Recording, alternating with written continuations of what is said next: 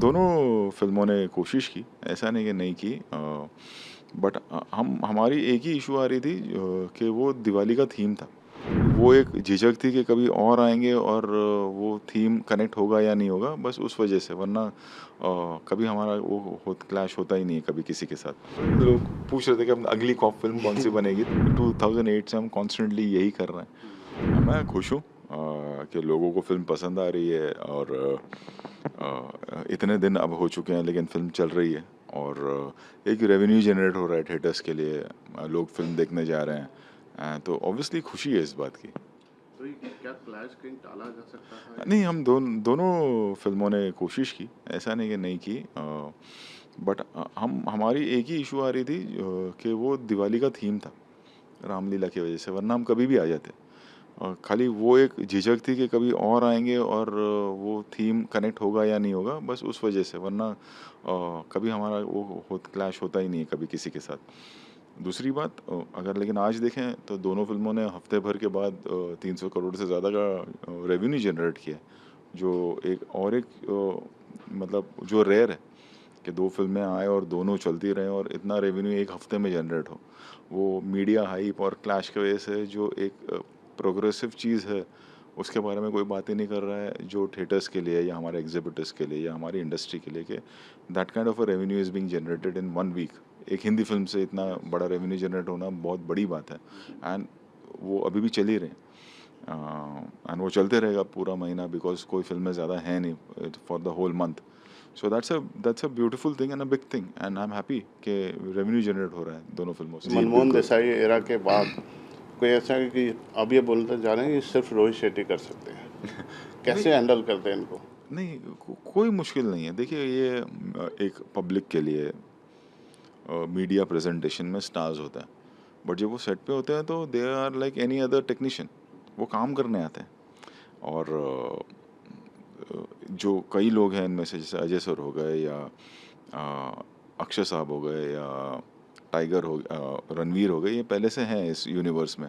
और जब एक ये यूनिवर्स का कॉन्सेप्ट होता है उसमें सब ये समझते हैं इस बात को कि आपका कैमियो होगा बट देन जब आपकी फ़िल्म होगी तो हो सकता है जब अगली बार दीपिका की फ़िल्म बने या टाइगर की फ़िल्म बने या सिम्बा बने या सूर्यवंशी बने, उसमें अजय सर का कैमियो होगा।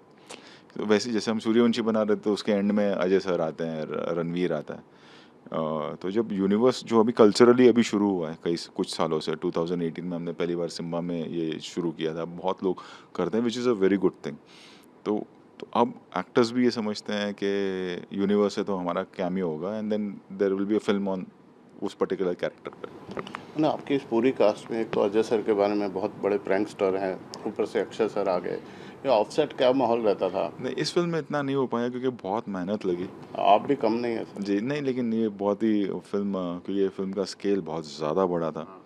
और मतलब हमारे लिए 24 घंटे भी कम पड़ रहे थे। अगर आप फ़िल्म का क्लाइमैक्स देखें वो 30-32 दिन तक शूट हुआ है।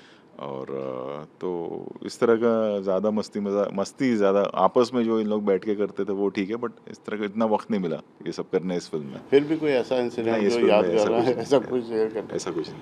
वैसे सर अर्जुन को लेके बहुत बातें हो रही थी शुरू में। ऐसा कहा जा रहा था कि रॉन्ग कास्टिंग हो गई है, कि 5 लोगों को मारने के लिए एक अर्जुन कपूर। मगर फिल्म के रिजल्ट ने बहुत लोगों को गलत प्रूव किया। नहीं, गलत नहीं कहूँगा कि देखा मैंने हम पहले आप हमें ट्रोल कर रहे थे, अब आप अर्जुन की तारीफ़ कर रहे हैं, तो मैं गलत नहीं कहूँगा। उनका अपना एक पॉइंट ऑफ व्यू होगा शायद अर्जुन को लेकर या हमारी जजमेंट को लेकर और जब हमने उन्हें अपनी मेहनत से काम करके दिखाया, तो अब उनकी उनकी उनका वो पॉइंट ऑफ व्यू चेंज भी हुआ है। आज वो सेम बात नहीं कर रहे हैं। तो वो अगर वो सेम बात नहीं कर रहे हैं तो आई थिंक हमें भी वो चीज़ को अप्रिशिएट करना चाहिए कि जो हम चाह रहे थे वो हुआ, लोगों को पसंद आ रहा है अर्जुन का character. So I am happy about that. But आपके अंदर जो स्पिरिट कैसे आती है, जिस इंसान का वक्त खराब चल रहा हो उस वक्त उसके साथ खड़े रहना, ये कैसे थॉट होती है इतने बड़े प्रोजेक्ट पे? नहीं देखिए रिस्क रिस्क का क्या है कि एक फ़िल्म है, आपने बनाई फ़िल्म चलेगी, नहीं चलेगी, फिर आप आगे बढ़ जाएँगे लाइफ़ में। सो उससे ज़्यादा इम्पोर्टेंट ये होता है कि आपकी ईमानदारी और आपकी मेहनत जो आपने अपना 100% दिया है कि नहीं दिया है वो इम्पोर्टेंट होता है। मैं कभी इस तरह से सोचता ही नहीं हूँ। ऑब्वियसली मैं डायरेक्टर हूँ, मैं प्रोड्यूसर हूँ, मैं चाहूँगा कि मेरी फ़िल्म पसंद आए और लोगों को बहुत ज़्यादा पसंद आए।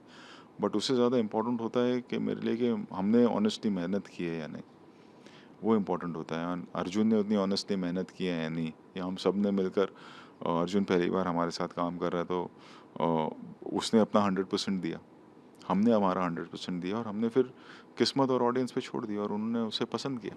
और सर जिस तरह से आपने कॉप यूनिवर्स स्टैब्लिश किया, मैं अभी आपके बाहर सिक्योरिटी वालों से बात कर रहा था, बोले साहब बोलते हैं सपने में भी पुलिस का यूनिफॉर्म दिखाई देता कि ये कितना हद तक से आपके बॉडी लैंग्वेज, आप खुद भी एक पुलिस वाले की तरह रहते जब चलते बात करते, तो कितना इस फिल्म का असर आपके पर्सनल। नहीं, फिल्म का असर नहीं, वो एक मैं इसलिए बोल रहा था कि लोग पूछ रहे थे कि अब अगली कॉप फिल्म कौन सी बनेगी, तो मैंने उस पॉइंट ऑफ व्यू से कहा कि अभी मुझे थोड़ा सा ब्रेक देना होगा कि 2008 से हम कॉन्स्टेंटली यही कर रहे हैं, तो थोड़ा सा ब्रेक देके मैं करना चाहूँगा कॉप यूनिवर्स वापस से। Subscribe to Midday India. Get direct notifications on all our videos by clicking on the bell icon.